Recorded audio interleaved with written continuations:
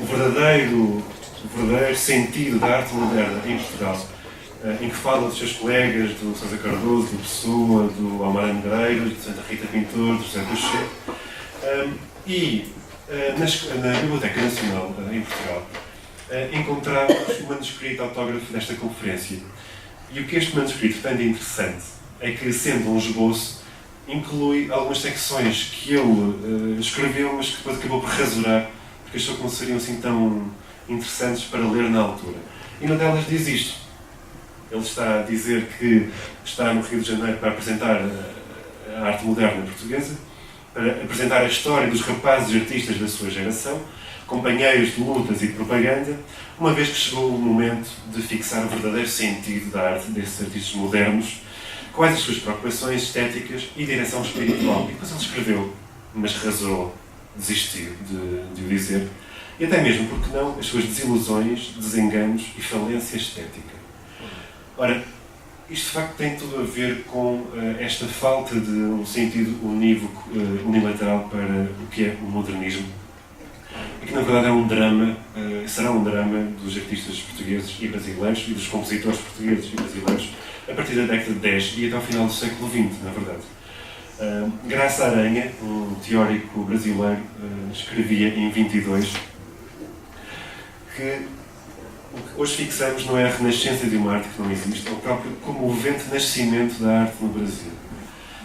Era preciso criar uma arte porque a arte não existia. Isto é um tópico muito recorrente nestes discursos modernistas da época.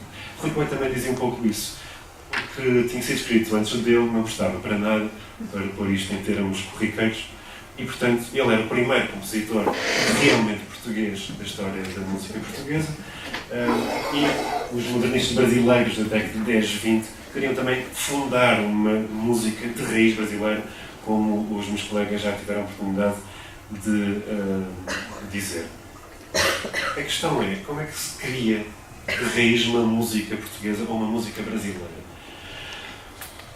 Bom, o que alguns destes teóricos e compositores vão fazer é, como também já aqui foi dito, ir ao folclore, à música popular, buscar ideias, apropriar-se de recursos melódicos, rítmicos, harmónicos, de sintase, para, enfim, tentar criar uma linguagem nova. É claro, e vale já a pena começar por aí, não queriam nada de novo. A maior parte deles, em termos sintáticos, continuam um discurso romântico. A gramática musical não é particularmente inovadora. Muitas vezes o que se consegue é, com alguns efeitos de orquestração, com uma outra dissonância, introduzir elementos que, de alguma forma, apimentam estes discursos musicais. Bom, mas mesmo esta ideia da construção de uma música apoiada num discurso popular tem que se liga. Como dizia, ou como defendia Rui Coelho também em 22, no contexto da sua viagem ao Brasil, nós temos dentro dos limites do folclore nacional os três elementos com que formar, estilizando-os, é claro, a música portuguesa. O norte do país dá-nos a melodia. O ritmo do sul. Vamos aproveitar a expressão, a tonalidade. E a harmonia que nos é precisa, temos-la na suavidade dos corais alentejanos. E a propósito, deixe-me dizer que eu sou contra o regionalismo, agitado por certos escritores e jornalistas, como um fator de isolamento e desagregação. É quase como o raulino que, para fazer a sua casa portuguesa ideal, ia buscar a parede caiada de branco ao Alentejo, as janelas ao centro litoral, as escadarias de solar ao norte do país, os telhadinhos e as chaminés ao Algarve, enfim, estava criada a casa portuguesa, a casa verdadeiramente portuguesa. Claro que a casa nem era portuguesa, nem era verdadeira, era fruto da sua criação e era, se quisermos, uma amálgama confusa de elementos dispares, ou se formos otimistas, era uma síntese mais ou menos bem conduzida daquilo que eram as características mais importantes nacionais. O Rui Coelho tinha esta ideia ainda mais estranha, que era ir buscar ao norte um elemento musical, ao sul outro, e juntar aquilo fazer uma espécie de bolo rei, mal cozido, com o intuito de exportar um determinado tipo de produto com uma etiqueta Made in Portugal. Ora, eu estou a fazer esta introdução porque a ideia de síntese, de tentar reunir elementos dispares para formar uma linguagem nacional, é e será o maior drama intelectual, o maior drama teórico dos modernistas portugueses e dos modernistas brasileiros ao longo de todo o século XX. E o caso brasileiro é, como também já foi dito, ainda mais complicado que o português, porque o Brasil é um país enorme, com uma história política extremamente complicada como lembrava Olavo Bilac, poeta brasileiro romântico, em 1917, neste soneto que descrevia a música brasileira: tens às vezes o fogo soberano do amor, encerras na cadência acesa em requebros e encantos de impureza todo o feitiço do pecado humano, mas sobre essa volúpia erra a tristeza dos desertos, das matas e do oceano, bárbara por AC, banzo africano e soluços de trova portuguesa. És samba e jongo, chiba e fado, cujos acordes são desejos e orfandades de selvagens, cativos e marujos. E em nostalgias e paixões consistes, lascivador, beijo de três saudades, flor amorosa das três raças tristes. Os compositores brasileiros, seus contemporâneos, como Villa-Lobos, começam já nesta época a seguir este quase que roteiro programático do que seria a síntese ideal, que no fundo, antes de ser um roteiro modernista, era um roteiro romântico, do que seria o ideal da síntese nacionalista brasileira. Um ideal que reúne as três raças tristes, a influência portuguesa e ibérica, enfim, europeia, os africanos e os ameríndios, os povos indígenas do Brasil. Não por acaso, Villa-Lobos compõe em 14 danças africanas, em 17 o poema sinfónico Amazónia, em 20 a lenda do caboclo e em 24 e 26 os choros que resultam desta prática musical, sobretudo de São Paulo, do contexto urbano, São Paulo, Rio de Janeiro, se não estou em erro. Não é? Choros é bem Rio. Rio. Mas é contexto urbano de qualquer maneira, não é? E a verdade é que cada uma destas peças utiliza-se de cada um destes materiais e a síntese não se encontra em nenhuma delas. A síntese, se quisermos, está na própria figura do Villa-Lobos, que bebe de todas as fontes. As danças africanas reportam-se à África, a Amazónia reporta-se à Amazónia através do recurso de cantos supostamente recolhidos de pássaros da floresta. Enfim, é também um pouco este imaginário que perpassa numa das primeiras obras do Portinari, das primeiras obras e uma das mais também bonitas naquela década, que é este baile na roça de 23-24. Portanto, temos aqui a figura do negro, temos estes, enfim, europeus, estes ocidentais, estes imigrantes recém-chegados ao Brasil a dançar danças europeias, com um acordeão, a sanfona, um velho a apreciar este quadro. E o que é que isto tem do Brasil? Bom, se não estivesse lá a figura negra, ou mesmo estando, a verdade é que este quadro também podia ter sido apreciado na Europa. Mas o que é o Brasil é a grande pergunta de Portinari, quando depois de ver este quadro recusado numa exposição no Rio de Janeiro, parte para a Europa para desenvolver os seus estudos, com esta mágoa de não ter posto a público esta representação. Por curiosidade, ele nunca mais verá, até o fim da sua vida, este quadro. Ele acaba por vendê-lo, depois nunca mais descobre o seu paradeiro. Entretanto, nos últimos anos, um projeto brasileiro dedicado à recolha de informações acerca de Portinari encontrou a localização desta peça. E depois, quando volta ao Brasil, já tem outro tipo de ideias sobre o que é ser brasileiro e vai tentar explorá-las nas suas obras que, de resto, já tiveram a oportunidade de encontrar aqui no museu. E estas ideias, claro, desembocam para, novamente, sintetizar aquilo que já foi aqui dito, na tentativa de construir nacionalismo, na tentativa de construir uma linguagem nacional. Claro que Portinari, sendo natural de... que se chama? Brodowski, que é uma localidade do estado de São Paulo, será nacionalista em primeiro lugar através da experiência direta que tem com o seu meio social em São Paulo. E depois, naturalmente, também com o seu contacto com o meio cultural e social do Rio de Janeiro. E, curiosamente, na década de 40 e 50, desenha imensas obras em torno da temática musical. E há uma coisa que une todas estas obras, que eu passo agora um bocadinho rapidamente, é que, para além de terem estas figuras muito próprias desta linguagem de Portinari, que o aproxima, também tinha realistas portugueses como o Júlio Pomar, dos anos 40 e 50, figuras sofridas, carrancudas, extremamente expressivas e, enfim, muito variadas. São obras sempre de grupo. A música é sempre uma arte coletiva, uma arte social. E é sempre, nas suas obras, uma arte popular.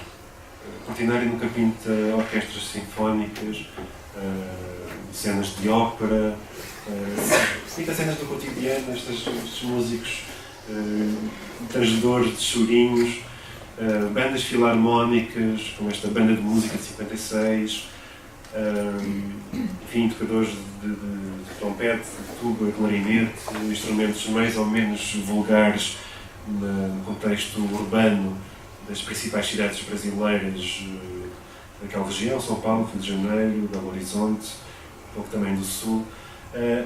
Pintava e desenhava também situações musicais de carnaval, de outro tipo de festas, de procissões. Temos aqui, por exemplo, os Santos Reis, em 56, com umas figuras, aliás, extremamente curiosas.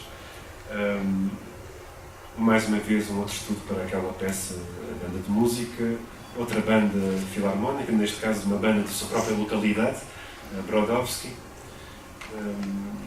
e este quadro que eu acho que é fabuloso, que se intitula Músicos na Favela, de 57, e que sintetiza bem também aquilo que o meu colega disse acerca deste Brasil dramaticamente dividido entre uma elite socialmente confortável, economicamente confortável, e todo um mar, porque é neste mar que se diluem estas figuras geométricas, um mar de gente, se quisermos, de música e de sons que normalmente não se escutam, não se ouvem, estão mais ou menos relegados. E depois o papel do artista culto, do compositor culto, do pintor culto, é o de focar-se mais ou menos numa estilização superficial de 2 ou 3 elementos e esquecer todo o resto que atrás se esconde e que está neste quadro muito bem transmitido como manifesto. Aliás, se repararem, estas manchas mais escuras escondem rostos digamos, de favelados, né? Pessoas que vivem nas favelas. À primeira vista, nem damos por elas, parecem simplesmente paredes pintadas ou grafitadas daquelas situações urbanas estranhíssimas, mas não.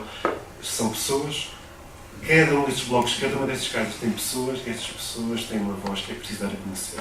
E este é o lema fundamental dos neorrealistas, é fazer uma arte que, aproveitando recursos gramaticais dos vários modernismos da década de 10 e de 20, fazem com que eles se conduzam ao público maior numa linguagem formalmente clara, e politicamente militante. Neste almoço de trolha do Júlio Pomar, a forma é clara, qualquer um percebe imediatamente o que está representado, a dor, o sofrimento, a composição das figuras, mesmo a própria composição é relativamente clássica na sua disposição em tela, mas, claro, a forma como pinta está completamente permeável às inovações técnicas que os vários modernismos da década de 10 e 20 ofereceram à arte ocidental. Outro exemplo, português, também muito curioso, e também da época, de Lima de Freitas, mostra-nos exatamente o mesmo imaginário. E no caso da música em Portugal temos a figura tutelar de Fernando Lopes Graça, normalmente tido como uma figura muito séria, sóbria, se não mesmo carrancuda, mas aqui afinal sorridente e muito divertido. Lá atrás, a espreitar, temos Alves de Redol, estão nos anos 40 num passeio no Tejo, e ambos, claro, aqui também em Portugal, tinham como missão fundamental fazer esta crítica social pela arte então criada. No caso de Lopes Graça, claro, esta crítica apoia-se também na construção musical de raiz folclórica, mas, ao contrário destes modernismos dos anos 10, mais ou menos vagos, e ao contrário daquela ideia de síntese que o Ricoelho defendia um bocado atabalhoadamente, que era a de buscar a melodia ao norte, o ritmo ao sul e a suavidade, a dinâmica ao Alentejo, e sabe-se lá mais do que as dinâmicas à Madeira e barras de compasso aos Açores, Lopes Graça fez verdadeiramente um trabalho de recolha de material folclórico pelo país fora, nomeadamente com Michel Giacometti, com a intenção não de depois imitar exatamente o que se faz popularmente na sua música, mas de compreender melhor o que é a música portuguesa, para depois poder evocá-la com mais propriedade e, se quisermos, com mais cientificidade na sua obra criativa. No caso do Brasil, há uma figura também tutelar neste período e que, de resto, conviveu com Lopes Graça e trocou correspondência com Lopes Graça, que foi César Guerra Peixe, que, tal como Lopes Graça, vai também percorrer o Brasil e, sobretudo, o Nordeste e Recife, onde, aliás, vive durante mais de um ano, para recolher também folclore, para recolher música daquelas regiões tocadas pelas populações mais pobres daquelas regiões e compõe imensa música a partir dessas recolhas e publica também algumas dessas recolhas, nomeadamente estes maracatus, que são danças do Recife, editadas pela Ricordi. Escolhi esta capa de propósito para lembrar como esta ideia de síntese é tão dramática e tão complicada num país como o Brasil. Ora, é que sendo maracatus do Recife e estando Recife no Brasil, à partida não faz muito sentido ilustrar esta obra com um elefante. Não há elefantes no Brasil. Mas a música brasileira é também, de facto, isto, é um bocadinho de África. E, portanto, quando se tenta construir música brasileira, e sobretudo quando se tenta criar uma síntese, o que no limite é impossível, mas quando se tenta aproximar a uma qualquer síntese de música brasileira, seria impossível desviar-se de elefantes na selva, de desviar-se de toda a herança cultural, todo o imaginário sonoro e visual que os africanos trouxeram, como dos ameríndios que lá estavam, como das várias populações imigrantes que foram chegando desde 1500 até àquela época e continuadamente. Para finalizar, eu trouxe 3 exemplos musicais que parecem-me interessantes nesta perspectiva de uma arte musical erudita, de tradição erudita ocidental, premiável a recursos de origem mais ou menos popular, mais ou menos folclórica, e que são representativos de compositores que tentavam criar uma música nacionalista com maior ou menor êxito. Há compositores como Oscar Lourenço Fernandes, com o Imbapara de 29, que é um bailado de índole ameríndia, ou como o Francisco Mignone, o seu Maracatu de Chico Rei de 39, que vale a pena conhecer. E hoje em dia, com a internet, nós temos um acesso mais fácil a estas coisas. Há algumas gravações no YouTube. Mas eu diria que nesta geração, e na geração dos compositores que mais criaram durante as décadas de 40 e 50, portanto, durante o período de grande parte das obras que viram nesta exposição de Portinari, uma das figuras mais importantes é certamente a de Camargo Guarnieri. Aliás, eu tenho a dizer, a confessar pessoalmente, que me parece verdadeiramente dramático que este compositor não seja muito mais conhecido do que é. E que, aliás, acho até escandaloso que as instituições musicais portuguesas não programem música de Camargo Guarnieri, porque, por simplesmente, Camargo Guarnieri é um compositor, para além de ter uma obra imensa, tem uma obra de uma qualidade irrepreensível nos mais diversos géneros. Aliás, os seus colegas reconheciam no meio musical brasileiro, acho que quase toda a gente reconhecia o imenso talento de Camargo Guarnieri. Pode dizer-se que o talento dele ficou um bocadinho à sombra do talento de Villa-Lobos no plano internacional, por diversas razões, que não importa agora desenvolver. Mas, de facto, Camargo Guarnieri, para além de todas estas qualidades, foi uma figura importante nesta construção, nesta tentativa de construção de um nacionalismo moderno, se não modernista, da música brasileira, até porque, em 1950, escreve uma carta que foi extremamente polémica, a Carta Aberta aos Músicos e Críticos do Brasil. O que é que este documento teve de importante? No fundo, foi uma espécie de manifesto em resposta à tentativa de alguns compositores brasileiros de, um pouco antes, desenvolverem linguagens musicais inspiradas na segunda escola de Viena. Isto tudo nasceu também um pouco por influência de um teórico, de um compositor austríaco que foi viver para o Brasil nos anos 40, Karl Reuter, e que lá convenceu uma série de discípulos a escrever obras, por exemplo, atonais ou mesmo dodecafónicas. Nomeadamente, o Guerra Peixe, que há pouco lembrei, foi um dos compositores que abraçou este dodecafonismo. Ora, o Camargo Guarnieri insurge-se contra esta corrente, diz que não é preciso criar música brasileira e, portanto, voltemos a olhar com mais atenção, com redobrada atenção para o folclore nacional, para a música indígena, para a herança dos africanos, e as obras que ele compõe são disso sintomáticas. Compõe uma série de ponteios, cerca de 50 ponteios. Ponteio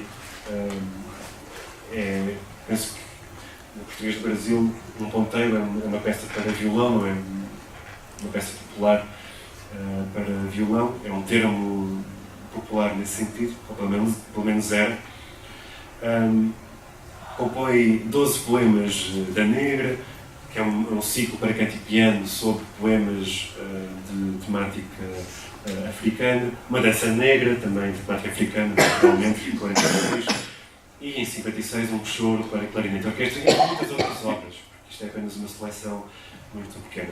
Eu trouxe para escutarmos o ponteio número 47, que foi dedicado ao nosso pianista português Serreira Costa. E nesta gravação é interpretado pelo próprio compositor.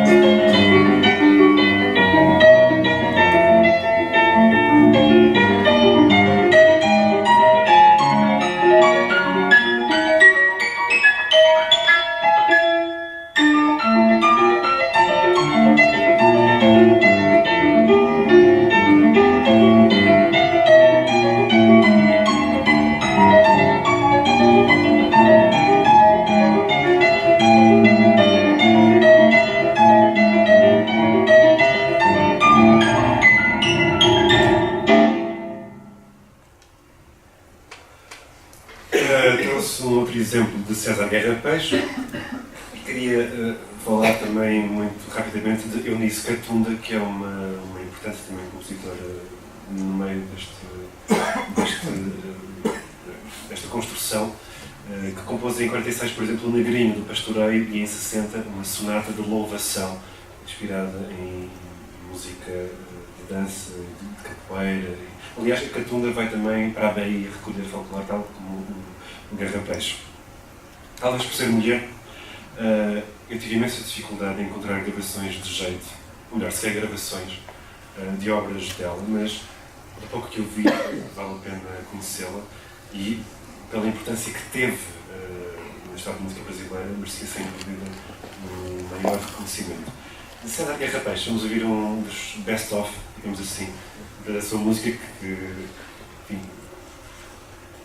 imagino que os músicos brasileiros estejam já fartos de ouvir, porque realmente é um encore muito tocado pelas orquestras brasileiras no país e no estrangeiro. Mas, de uma forma ou de outra, é uma peça de facto concisa e muito interessante como tentativa de criar uma música brasileira. Ele brinca com recursos harmónicos, melódicos e até rítmicos da música do Nordeste brasileiro e esse nordestismo, esse analogismo é muito claro nesta obra.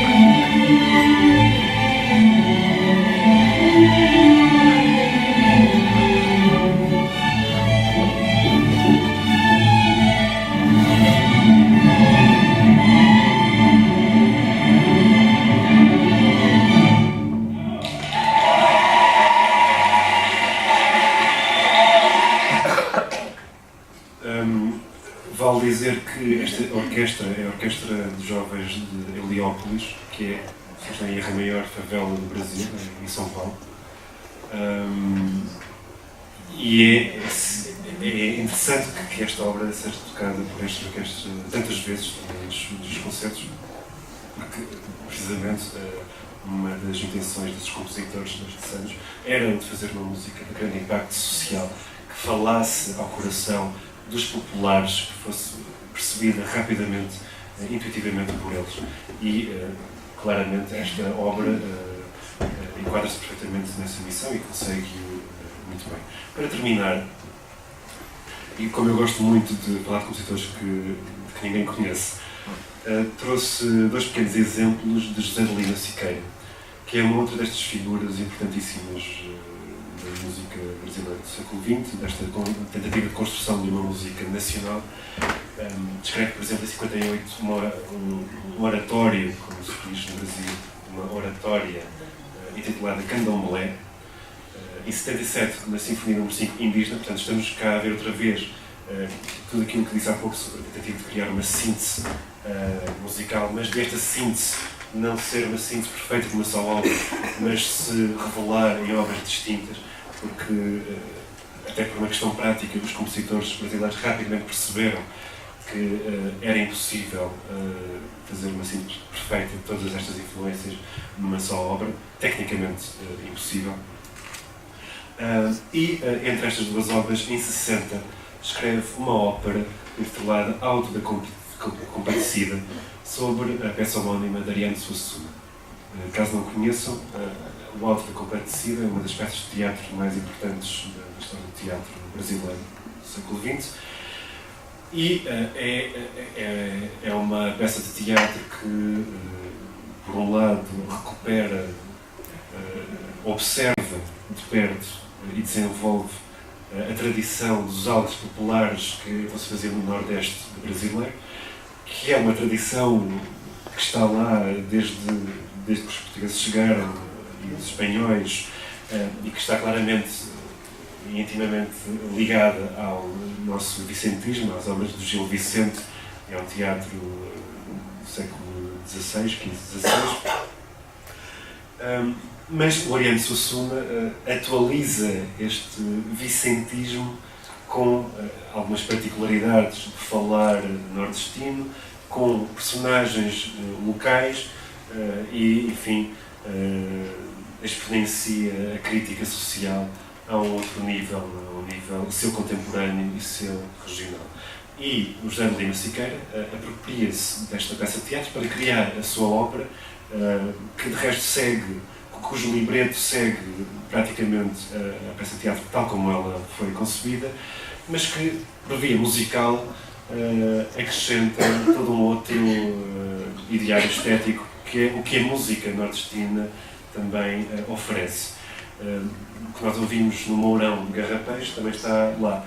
Recursos harmónicos, sintáticos, melódicos, enfim, fazem desta ópera uma tentativa bem conseguida de criar um espetáculo brasileiro, no sentido em que o seu brasileirismo deriva diretamente da experiência popular que rodeava estes criadores no momento em que eles criaram estas obras. Vamos ouvir dois excertos, um pedaço do coro do segundo ato, que não é isto. O texto o coro canta à mulher rendeira, e depois vamos ouvir uma dança do segundo ato, um pagode.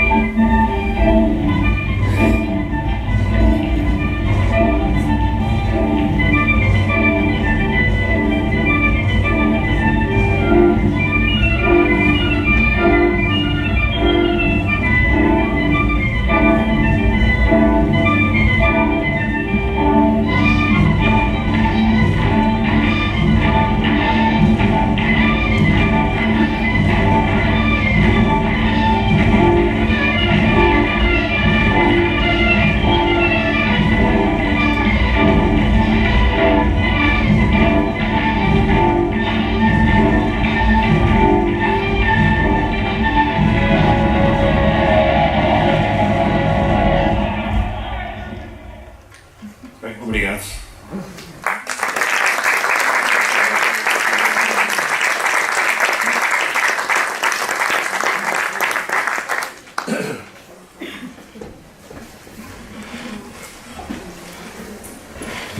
Vou só trocar aqui o lugar, porque não precisamos de sair.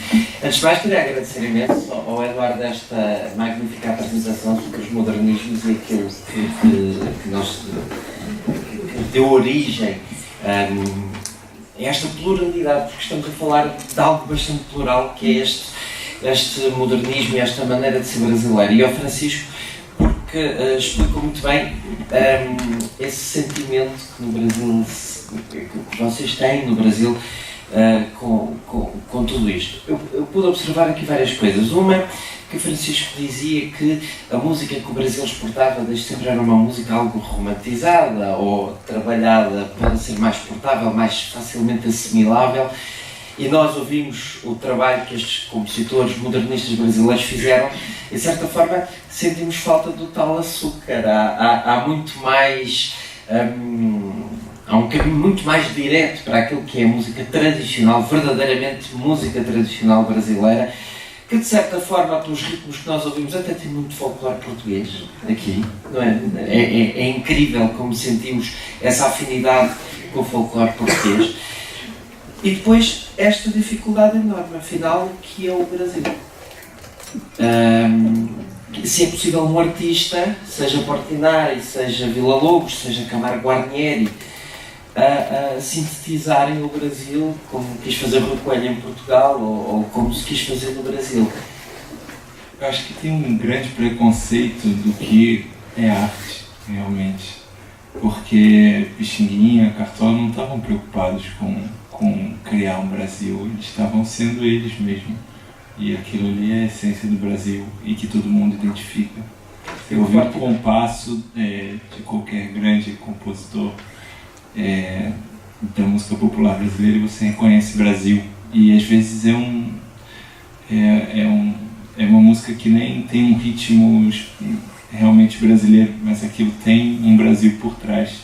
Isso não é uma preocupação que foi pensada, porque daí realmente essa é a grande discussão da coisa da casa portuguesa que estava falando, né? De pegar uma janela daqui, uma porta dali, é que não é assim que se faz arte, né? Realmente a arte você sente e faz. Então realmente é importante toda essa parte de pensar o que a gente quer no futuro, mas depois, na hora de compor, esquecer tudo isso e fazer o que você já tem dentro, porque querer fazer alguma coisa que você não tem dentro não é verdadeiro e não serve.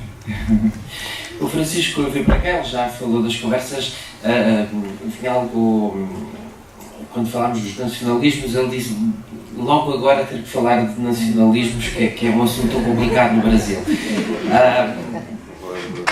Como é que faríamos esta conferência no Brasil? Olha, não sei, não entendo. Estaríamos a fazer doutrinação ideológica ou não? Não, é uma coisa muito muito presente agora. Esse carnaval foi super surreal, porque já estava isso muito latente, né? Então tem uma coisa de apropriação cultural. E as pessoas querendo questionar você ir de índio para o carnaval porque é apropriação cultural. Você não pode ir de índio, você não pode vestir de mulher porque você não é travesti, e você não pode... o que é apropriação cultural? O Brasil é uma apropriação cultural desde o início. E então tem esse lado extremista desse embate mesmo, dessa guerra que o Brasil está vivendo de ideias, de não saber quem nós somos realmente. Então um lado querendo que seja uma coisa e o outro lado tentando defender as minorias, defender que cada um é do jeito que quiser. Isso está tão exacerbado que fica fora de propósito os dois lados. Tanto a pessoa que quer defender, que é legítimo a forma que ela quer ser, e ela nasceu no Brasil e podia ter nascido em qualquer lugar, e ela pode querer ser punk, ela pode querer detestar samba, não importa, ela é brasileira e tem que se sentir brasileira. E isso é tão exacerbado que fica fora de propósito também, gera umas discussões feias. Discussões feias e uma enorme crise de identidade, aparentemente, não é? Pois sim. Bom, falámos aqui do Brasil. Eduardo, a experiência, o Eduardo já foi várias vezes ao Brasil, nomeadamente integrado no âmbito do movimento patrimonial pela música portuguesa, e muito rapidamente, para percebermos, há um trabalho notável feito por este movimento que no fundo sintetiza o sonho de muitos de nós que trabalhávamos em música, que era dar corpo à música portuguesa. Não é só sabermos que existe, é dar corpo e dar a oportunidade da música ser ouvida e ser vivida, e rapidamente abraçaram também o Brasil. E sente-se esse confronto de identidades no Brasil, e como é que é essa relação com essa identidade portuguesa, que é só mais uma das várias identidades brasileiras? Muito obrigado pelas palavras. E já agora é importante, aproveitando a referência ao movimento patrimonial pela música portuguesa, no contexto desta apresentação e portanto, falarmos em nacionalismos, é importante lembrar que, no fundo, o trabalho desta associação e mesmo as nossas viagens ao Brasil procuravam não elogiar por si só a música portuguesa, mas por simplesmente descobrir, por curiosidade, a música que, por diversas razões, não era tão conhecida e não estava tão programada, e não está tão programada pelas instituições habituais. E, no fundo, o problema de Portugal é o mesmo problema do Brasil neste contexto. Apesar de naturalmente terem algumas cambiantes diferentes, é um problema de periferia. As grandes instituições culturais que programam música em Portugal e no Brasil, e os seus principais programadores e diretores preocupam-se mais em prosseguir uma carreira no centro da Europa, portanto, saltar da USESP em São Paulo ou da Gulbenkian em Lisboa para o IRCAM em Paris, e portanto programam uma música mais ou menos dentro de um cânon, ou de um dos cânones mais aceitos neste contexto centro-europeu, um contexto hegemónico, e tudo o que é composto à margem deste contexto ditado por esta tradição centro-europeia é relegado para segundo plano e às vezes para terceiro, quarto e quinto. E tanto no contexto brasileiro como no contexto português há imensa música por descobrir. Estas gravações que vos apresentei, nomeadamente esta ópera do José Siqueira, é uma gravação da estreia, estreia que récita única, que não se voltou a repetir, nunca mais foi gravado. Aquela compositora de que vos falei há pouco, a Catunda, praticamente não tem música gravada. E isto é dramático. O Camargo Guarnieri, que é só um dos primeiros compositores de todo o século XX, de toda a história da música, é é praticamente esquecido pelas programações. Quer dizer, eu não me lembro de ver uma obra do Guarnieri programada pela Sinfónica Portuguesa, ou pela Casa da Música, ou pela Gulbenkian nos últimos anos, ou décadas talvez. Para não falar do problema que é a ópera em língua portuguesa e de como o Teatro de São Carlos e os teatros municipais de Rio de Janeiro e de São Paulo não aproveitam, não trabalham em conjunto para promover esta criação operática. E quando nós fomos ao Brasil apresentar os programas divulgando música de compositores portugueses menos conhecidos, perdoa-se-me a repetição da ideia, o português é compositor esquecido em geral, a reação dos brasileiros foi extremamente interessante, porque é a mesma reação que a nossa, que nós portugueses temos. No fundo, a reação do público brasileiro não foi muito diferente da reação do público português. É uma reação de surpresa. Porque ouviram a música pela primeira vez. De surpresa, de encantamento, de curiosidade. Não conheciam João Domingos de Bom Tempo, António Fragoso, Rui Coelho, Lopes Graça, Frederico de Freitas, Olívio Braga Santos, como o público português não conhece. Portanto, nesse sentido, não foi uma reação diferente. Do ponto de vista musical, e mesmo do ponto de vista da história e da música dos dois países, acho que há muito mais em comum do que pode parecer à partida. E essa história ainda está por alinhavar, como eu disse no início da comunicação. E sinto, sobretudo, que há imenso espaço para construir este prazer cultural que é valorizar património, tanto de um lado como do outro do Atlântico. É só preciso pôr-nos em contacto e falarmos uns com os outros diretamente, sem intermediários pelo meio. Eduardo, muito obrigado. Só dizer que nós tínhamos também previsto, o Francisco caiu mesmo de paraquedas aqui, nós tínhamos previsto também o Fred Martins e a Cristina Margoto, e é um bom exemplo, e é com essa experiência que eu também falo. A Cristina Margoto, por exemplo, tem feito um trabalho notável a unir os dois lados do Atlântico, e uma das maiores experiências que eu pude presenciar na produção foi precisamente ver como a Rainha Louca do Alexandre Delgado, no fundo, fala da história da chegada da Dona Maria I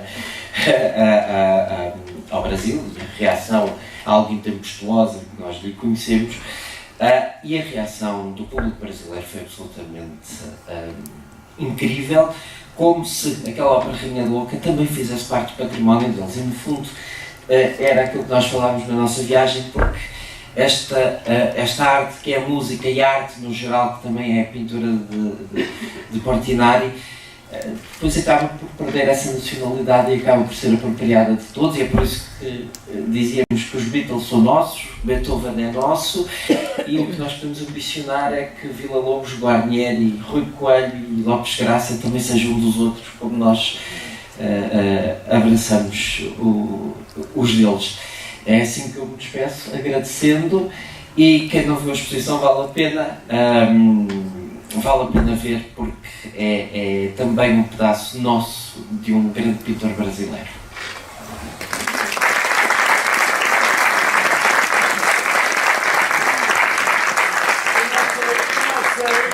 Vai-se dar a possibilidade de dizer-nos alguma coisa. Pode? Uma coisa muito breve. O meu dizer que é um bocado maravilhoso a começar pela visita guiada e agora com estas três magníficas intervenções. Mas aqui por aqui uma questão em relação à música. Nós conhecemos a Mulher Rendeira numa outra versão, que eu considerava quando era jovem uma coisa um bocado piegas, a cantar a Mulher Rendeira.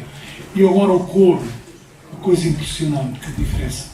Porquê é que quiseram cá chegar a Mulher Rendeira assim, quanto a mim, de uma maneira piegas, cantada por uma senhora, em vez de, naquele tempo, de ser o coro com toda a força e com o coro? Normalmente os coros têm. Para mim foi uma das coisas mais belas que eu vi aqui sentado foi este coro da Mulher Rendeira. Eu vou responder uma coisa com a minha própria experiência em relação à música portuguesa. Eu lembro-me que eu estava a preparar eu estava num coro e estávamos a preparar um concerto onde, para além de Verdi, de Puccini e outros compositores, que naturalmente o público conheceria automaticamente, tínhamos 2 grandes números corais da ópera serrana do Alfredo Keil.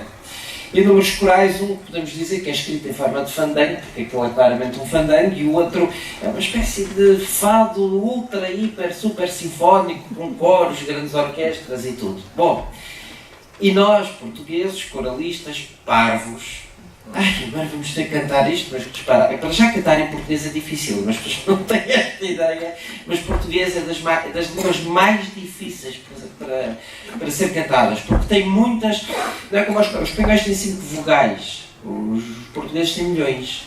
Os brasileiros facilitaram a vida ao português porque mantiveram aquele português aberto, que facilita muito, mas cantar em português de Portugal é muito difícil. E depois começámos a olhar para aquilo e mal percebemos o ritmo, achámos que era assim uma coisa, pronto. Bom, foi de tal maneira a sensação que nós tivemos, ritmo esse, melodia essa, que poderia ser perfeitamente cantado por qualquer cantor popular português que andasse por aí, pelas terras, e que nós diríamos, música pimba.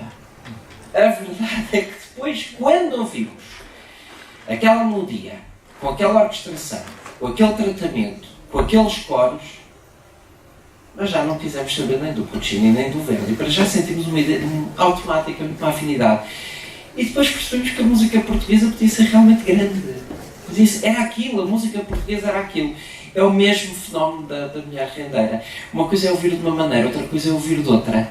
E depois há quem saiba fazer e há quem não saiba fazer. Acho que é um bocado... Essa é a experiência que eu tive claramente com a música do Alfredo Keil, mas acho que os 2 compositores podem explicar isso muito melhor. Está super explicado. Alguém quer fazer mais perguntas?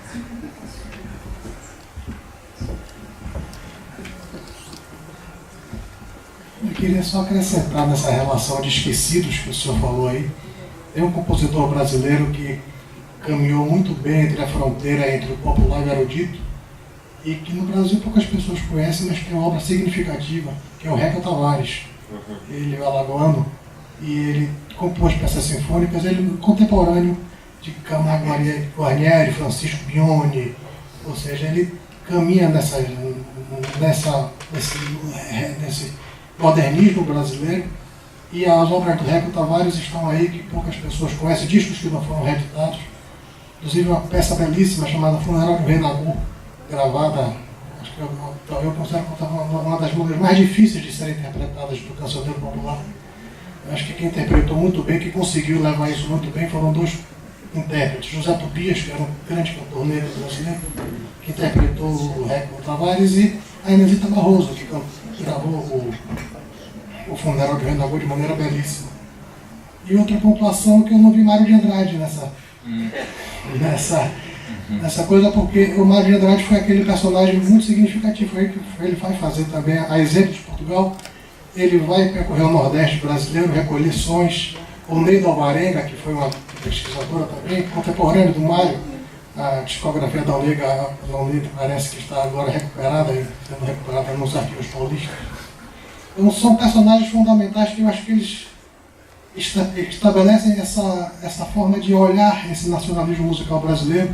O Mário na crítica, na música também. A Alneida na pesquisa, tem um livro dos anos 50, a música popular brasileira, que ela vai trabalhar muito isso. Então, eu acho que eles estão um pouco esquecidos também no Brasil. E as surpresas que o senhor disse que chegam ao se apresentar, poucas pessoas talvez conheçam. Mário de Andrade tudo bem, mas o Reca Tavares é um personagem que poucas pessoas têm a oportunidade de conhecer no Brasil e que tem uma obra magnífica que eu acho que deveria estar entre esses grandes aí que foram citados. Sim, e muito obrigado pelos comentários. De facto, o Reca Tavares é um dos grandes desconhecidos, e o Cláudio Santoro, também não falei dele, mas enfim, há uma lista imensa, não é? E claro, o Mário de Andrade é importantíssimo até do ponto de vista teórico e é importantíssimo também em Portugal, apesar dessa relação de não estar muito bem estudada no campo musical, mas há compositores portugueses que leem com atenção o que o Mário de Andrade escreve e, portanto, a sua influência é determinante para mesmo a própria criação musical portuguesa. é muito bem lembrado e é muito bem escolhido. Eu então vou fazer público e também faço uma pergunta, porque realmente nós ouvimos aqui várias referências ao Nordeste, quase tudo, e quando falamos que o Brasil é tão grande, há pouco dizíamos, não tem nada a ver com a Amazónia, é uma coisa distante, é mais perto de Buenos Aires, mas há uma coisa para onde quase todos os artistas brasileiros convergem, sejam do Sul, sejam do Norte, do interior, e é o Nordeste. E porquê o Nordeste? É porque estamos à procura de uma identidade brasileira e há aqui uma encruzilhada qualquer no Nordeste. Eu acho que devia ser mas posso já dar uma pequena provocação. Há bocado falou-se da ideia de periferia e de facto o Brasil e Portugal serem periféricos face a um determinado centro europeu. Mas na verdade parece-me que o Brasil, sendo tão grande, tem mesmo dentro dele situações de periferia face ao meio cultural paulista e carioca. Portanto, parece-me que a resposta a isso pode passar um bocadinho por estudar essas relações até geográficas, de proximidade ou de distância entre as grandes capitais culturais brasileiras e aquelas capitais que, sendo mais ou menos acessíveis, permitiam alguma abertura que os compositores viajassem para lá, recolhessem material e, regressados aos centros de produção cultural mais importantes, sistematizassem os clientes e a partir daí exportassem música para o estrangeiro. Não sei, é só uma...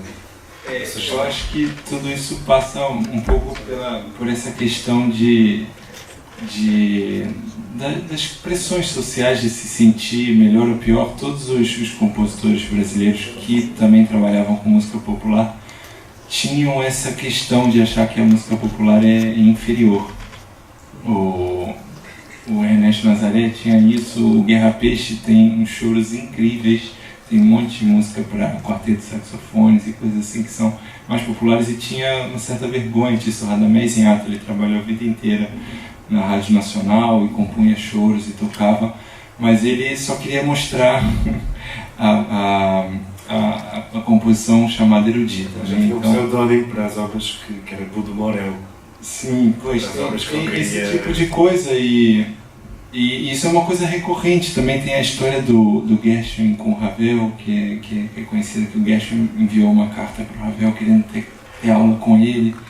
E o Ravel falou, olha, essas coisas aqui são muito boas, por que você quer ser um segundo Ravel se você pode ser um primeiro Gershwin? E isso parte desse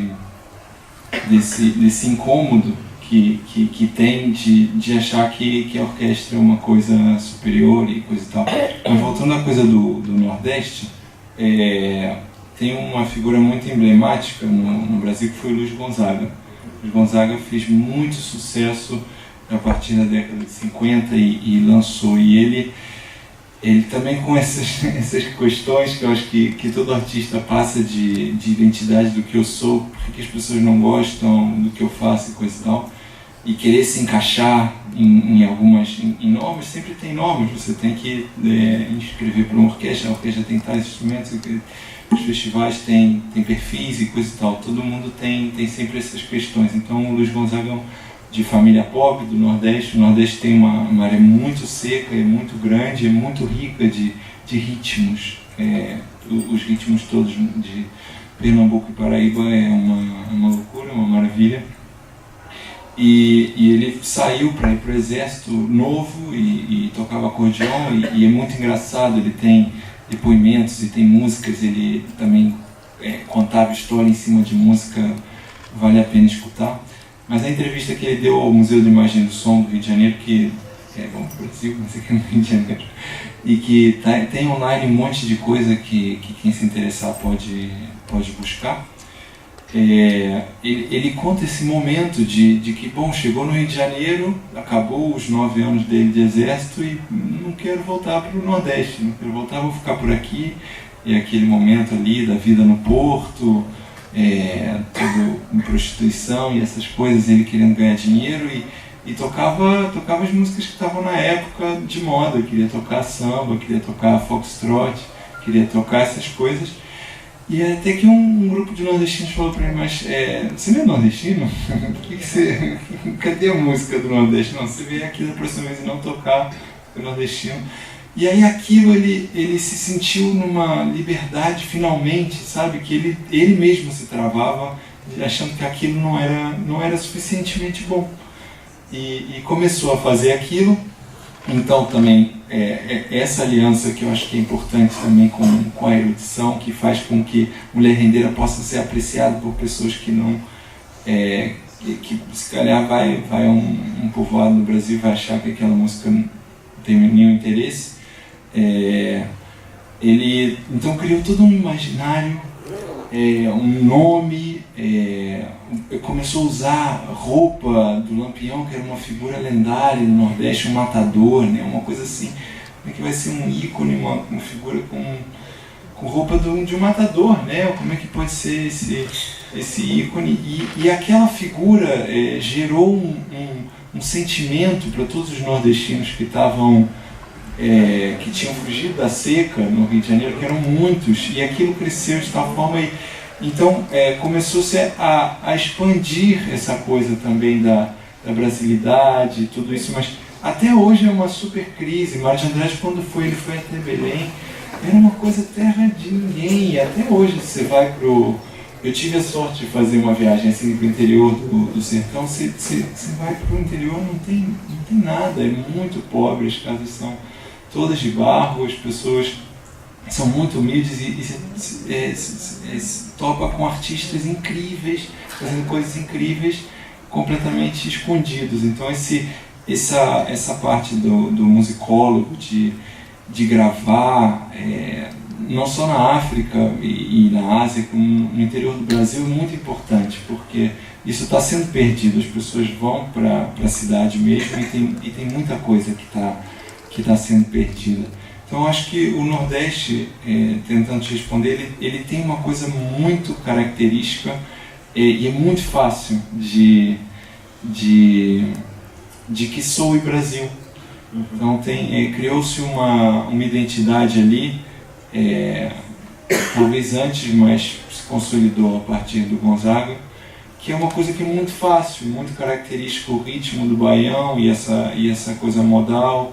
Mixolydian é uma coisa muito, muito fácil, você pode jogar qualquer melodia, qualquer coisa ali em cima que tem aquele sabor de Nordeste. Então acaba que é também um caminho, né? Bom, um caminho, muitos caminhos. Bem, vamos acabar aqui. Eu vou pôr ali uma música, uma obra que tem que ver com esta tentativa de síntese do Brasil e que resultou numa cidade que não tem nada a ver com o resto do Brasil, nem com o resto do mundo, porque é a única, que é Brasília, mas que representa um bocadinho a tentativa de síntese de um compositor que é sobretudo conhecido do jazz e da música popular, mas que também escrevia música sinfónica, em falar do trabalhador brasileiro, do homem brasileiro que foi para Brasília construir a capital, tentar fazer essa síntese. Talvez quando olhamos para as obras do Niemeyer não vemos Brasil em lado nenhum, mas não deixou de se impor como uma parte e como a capital do Brasil. Vamos ouvir um excerto dessa Sinfonia Alvorada, de António Carlos Jobim. Quem diz o poema não poderia deixar de ser outro senão Vinícius Moraes, que escreveu, e que tem muito que ver com esse Brasil que conflui para um ponto para construir algo que os una a todos estes Brasis diferentes.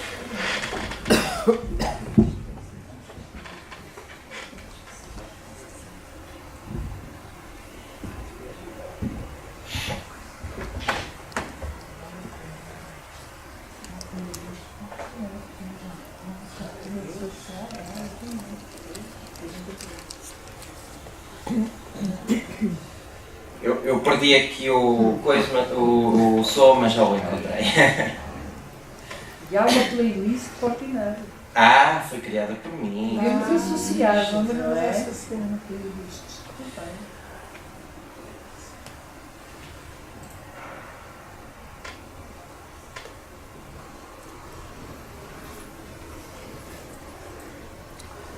Para tanto, era necessário convocar todas as forças vivas da nação. Todos os homens que, com vontade de trabalhar e confiança no futuro, pudessem erguer um tempo novo, um novo tempo. e à grande convocação que conclamava o povo para a gigantesca tarefa, começaram a chegar de todos os cantos da imensa pátria os trabalhadores. Os homens simples e quietos, com pés de raiz, rostos de couro e mãos de pedra, e que no calcanho, em carro de boi, em lombo de burro, em paus de arara, por todas as formas possíveis e imagináveis, começaram a chegar de todos os lados da imensa pátria, sobretudo do norte. Foram chegando do grande norte, do meio norte e do nordeste, em sua simples e áspera doçura. Foram chegando em grandes levas do grande leste, da zona da mata, do centro-oeste e do grande sul. Foram chegando em sua mudez cheia de esperança, muitas vezes deixando para trás mulheres e filhos a aguardar suas promessas de melhores dias. Foram chegando de tantos povoados, tantas cidades da imensa pátria, sobretudo do norte, de tantas cidades cujos nomes pareciam cantar saudades aos seus ouvidos, dentro dos antigos ritmos da imensa pátria. Boa Viagem, Boca do Acre, Água Branca, Vargem Alta, Amargosa, Chique-Chique, Cruz das Almas, Areia Branca, Limoeiro, Afogados, Morenos, Angelim, Tamboril, Almare, Taperoá, Triunfo, Aurora, Campanário, Águas Belas, Passagem Franca, Bom Conselho, Pedra Azul, Brumado, Diamantina, Capelinha, Capão Bonito, Campinas, Canoinha, Porto Belo, Passo Fundo, Cruz Alta, que foram chegando de todos os lados da imensa pátria, para construir uma cidade branca e pura. uma cidade de homens felizes.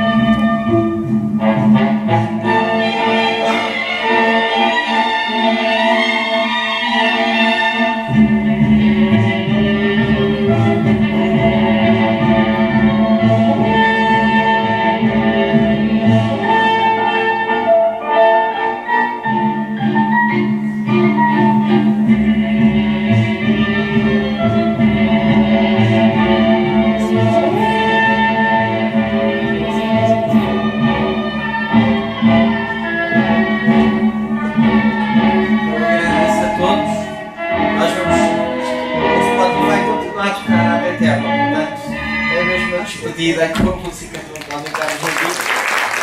E é muito interessante ouvir esta homenagem à cidade branca e pura nos dias de hoje. Fica para reflexão, para isto seria um debate muito grande ainda, não é?